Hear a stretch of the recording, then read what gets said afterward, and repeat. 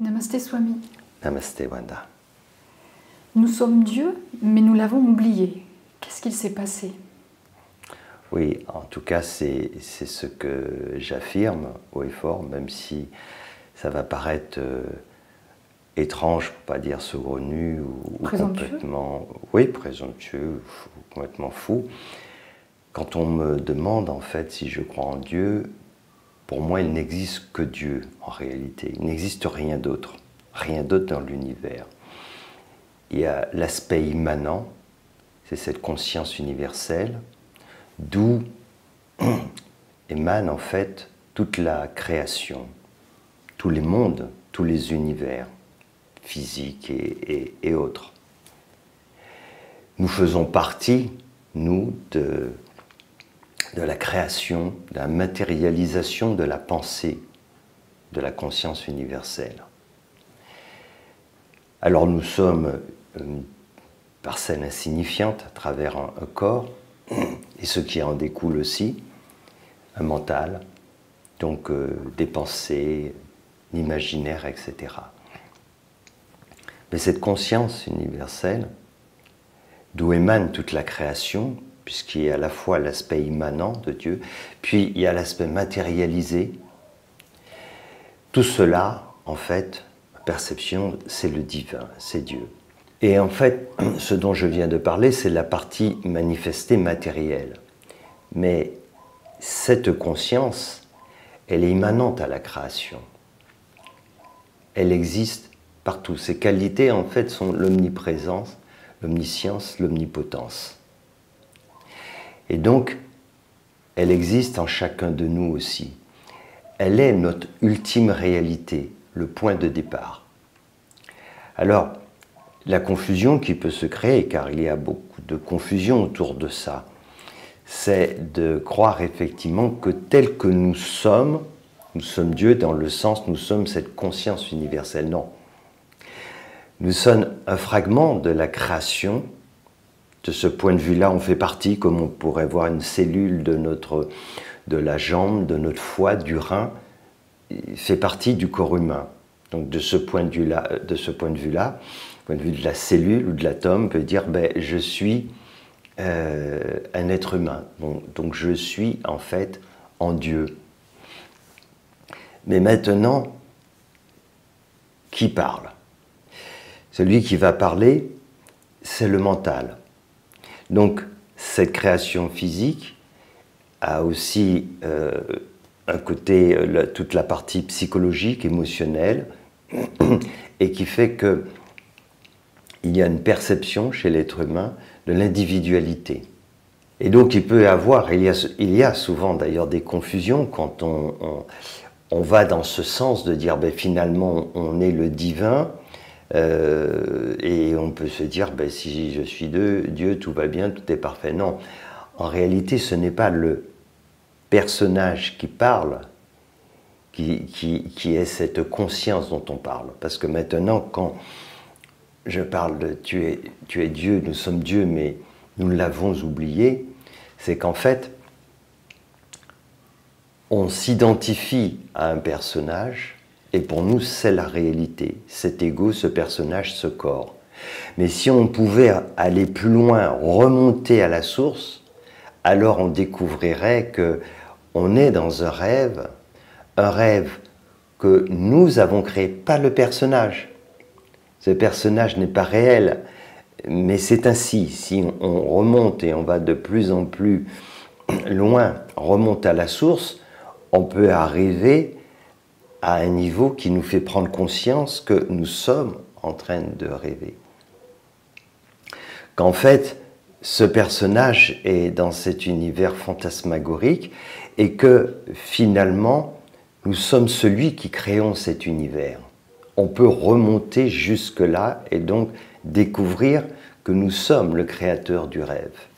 Alors, ah oui, et c'est là où réside la difficulté de remonter à cette perception. Parce que quand tu dis nous sommes Dieu, nous sommes le créateur en fait. Donc nous sommes en même temps le créateur et la création, la créature, mais identifiée à la créature, à la création. se souvenir d'être en même temps celui qui a créé tout ça, et ça crée aussi une sorte, dans la perception, d'ambivalence. Comment est-ce que je peux être le créateur et la créature en même temps? Oui. C'est quelque chose d'un peu troublant, en tout cas d'un point de vue de l'esprit du mental. Bien sûr, d'autant qu'on ne peut pas s'en souvenir. Sur le plan de l'expérience, de la personnalité, de notre ego, ce n'est pas notre expérience. La personnalité n'a pas cette expérience. Non, ce corps n'a pas cette expérience. Par contre, il y a une mémoire en nous, c'est la mémoire de l'âme, qui peut nous amener à nous souvenir de choses qui ne concernent pas juste cette incarnation. Et là, c'est autre chose. C'est comme le personnage dans notre rêve, on peut penser à tout ce qu'on a fait dans notre rêve, mais on n'a pas le souvenir du rêveur, de tout ce qu'il fait, de tout ce qu'il a fait, etc. Mais par contre, on peut y parvenir, notamment à travers certaines techniques, la méditation, etc. On peut arriver à finalement ouvrir une porte qui nous donne accès à des souvenirs qui ne sont pas en lien directement avec ce petit personnage, mais qui sont pourtant nos souvenirs. Pourquoi sont nos souvenirs? Parce que ce sont les souvenirs de notre âme, de différentes incarnations. Et plus on va dans ce sens, et plus finalement on remonte à la source. Et alors on peut arriver à un point où on réalise effectivement qu'on n'est pas ce personnage, qu'on est le créateur du personnage, qu'on joue un rôle, mais que ce n'est pas notre réalité. Et si on poursuit, on peut réaliser qu'on n'est pas que le créateur de ce personnage, on est le créateur du rêve dans lequel ce personnage évolue, donc du monde dans lequel il évolue. Et ainsi, en remontant de plus en plus, alors on finit par faire l'expérience de qui nous sommes, c'est-à-dire dans un premier temps un fragment de cette conscience universelle, de ce que nous appelons Dieu en réalité, cette intelligence créatrice, et en poursuivant de plus en plus, eh ben, on finit par retourner à la source. Et c'est bien cette source que nous avons oubliée. Nous avons oublié d'où nous venons, et en même temps, quand j'en parle, il ne faut pas tomber dans le piège de croire que je suis Dieu. Voilà, le personnage. Non, tout au plus, on peut se dire, je fais partie de la création du divin, je suis un élément.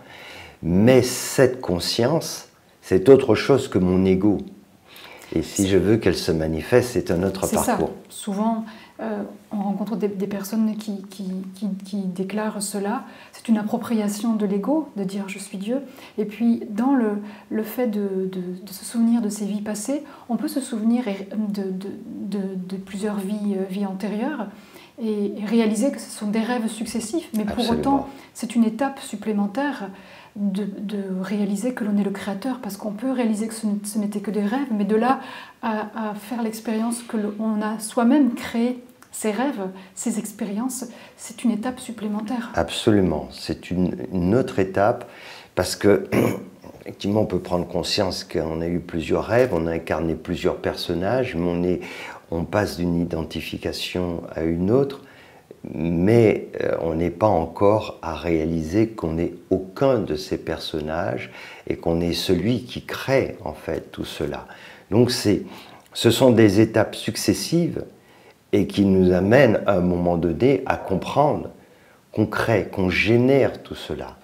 Les personnages, le monde dans lequel ils évoluent, et là, franchit cette étape, il y a une vraie dissociation. Et là, on fait vraiment l'expérience de qui on est. Et évidemment, ça se poursuit. On est dans un phénomène d'expansion de conscience, pas tel qu'on l'imagine quand on identifiait à notre mental.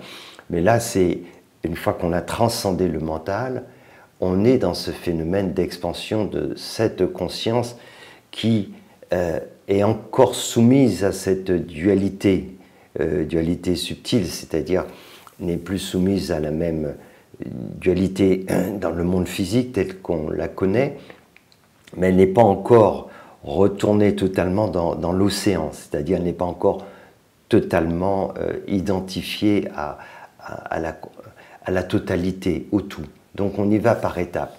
Mais c'est un point qui est vraiment important à comprendre, c'est qu'effectivement, on peut à un moment donné réaliser que ce monde, toute la création, tous les univers sont finalement émanent de cette conscience universelle, de ce que nous appelons Dieu. Alors Dieu, c'est à la fois la manifestation et en même temps ce qui n'est pas manifesté. Ce qui n'est pas manifesté, c'est cette intelligence, cette conscience créatrice. Et en fait, elle se révèle aussi, potentiellement, elle peut se révéler à travers nous. Mais pour qu'elle se révèle, il faut accepter de cesser de s'identifier sur le plan de l'ego. Et c'est là, à ce moment-là, qu'on peut effectivement révéler cette dimension divine et qui nous fait nous rappeler qu'effectivement, nous sommes Dieu à l'origine. Est-ce que cette révélation, elle peut se faire de façon parcellaire, progressive, ou est-ce que c'est nécessairement l'expérience qui est décrite d'ailleurs des personnes qui font cette expérience de façon mystique ou par une NDE, d'être la totalité de l'univers, d'être partout en même temps? Est-ce que c'est nécessairement à ce point-là, ou est-ce que ça peut se faire de façon plus parcellaire? Quand on est incarné, quand on est dans le corps humain, c'est de toute façon toujours limité. Même si c'est extrêmement vaste quand on entre en samadhi, mais on est quand même dans ce corps. Alors on y échappe quand on vit cette expérience transcendantale qui nous fait entrer en samadhi. Ça peut durer quelques minutes, ça peut durer des heures, pour certaines personnes ça dure des jours, où là on n'a plus conscience d'être dans ce corps, on n'y est plus d'ailleurs, et donc on est dans un champ infini, donc c'est très difficile à décrire. Mais on peut vivre une expérience comme cela ponctuellement, pour différentes raisons, et ça peut être aussi quelque chose qui va être, qui va s'inscrire dans le temps sans forcément qu'on le vive en permanence. Mais il peut y avoir un vrai basculement qui fait qu'à partir de là, on ne voit plus les choses de la même façon, notre conscience s'est révélée, il y a des phénomènes plus ou moins importants d'expansion qui vont se faire, mais il y a un vrai cap qui a été franchi. Et il existe aussi d'autres expériences où on vit cela, où on a vraiment une expérience mystique très forte, mais après on revient dans un état qu'on a connu avant et on y reste globalement. On n'arrive pas à retrouver cet état-là, ni même un état, je dirais, intermédiaire. On n'a pas cet état intermédiaire. Voilà, donc il y a différents cas qui se produisent, mais quand cela se produit, ça nous donne une vraie expérience de notre nature spirituelle et cela change tout. On comprend mieux ce dont je parle, c'est-à-dire qu'on a une dimension spirituelle qui n'a pas de limite.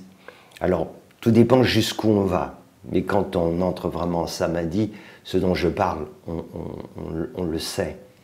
On le sait parce que voilà, toutes les barrières tombent et les barrières du temps, donc de l'espace, dès lors que tout ça est tombé et qu'on a cette conscience d'être partout à la fois en même temps, on réalise effectivement que... Et en dehors du temps. En dehors du temps, et on comprend bien que notre nature, effectivement, notre nature véritable est autre chose que ce corps et cet ego. Et est-ce qu'il est juste de dire qu'on a plusieurs niveaux de réalité, plusieurs niveaux de conscience qui coexistent?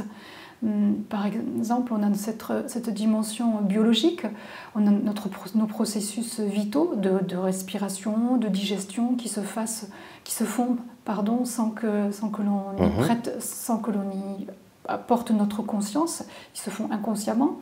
On a notre vie émotionnelle, mentale, qui, tant qu'on n'est pas éveillé, accapare toute notre attention. Et on a cette dimension spirituelle, divine, qui est là, qui est toujours présente, qui est cette réalité qui est immanente en nous, en fait. Mais simplement, c'est comme tu dis, qu'on l'a oublié, on n'en a pas conscience. Bien sûr. On n'a pas conscience, et puis, il y a un tel contraste c'est une gageure en fait, pour que cette dimension dont les caractéristiques sont l'omniprésence, l'omnipotence et l'omniscience, de se révéler à travers un corps humain qui est insignifiant. Et limité. Ah oui, limité en tout, dans le temps, dans l'espace, dans ses capacités. Donc c'est une vraie gageure, c'est quelque chose d'incroyable. Alors, pour y parvenir, effectivement, il y a tout un travail sur soi, sur les qualités dont je parle souvent, et pour parvenir à transcender cet ego. Mais quand bien même on transcende l'ego, cette conscience va se manifester dans ce monde à travers le corps humain qui reste un objet qui est loin d'être parfait. Mais toujours est-il, quand elle se manifeste à travers ce corps, évidemment pour alors pour la personne qui a fait l'expérience, mais pour les autres personnes qui voient cela, on réalise bien qu'il y a des choses qui ne sont pas humainement possibles et qui pour autant peuvent se manifester devant nos yeux à travers un être qui parvient à cet éveil de la conscience.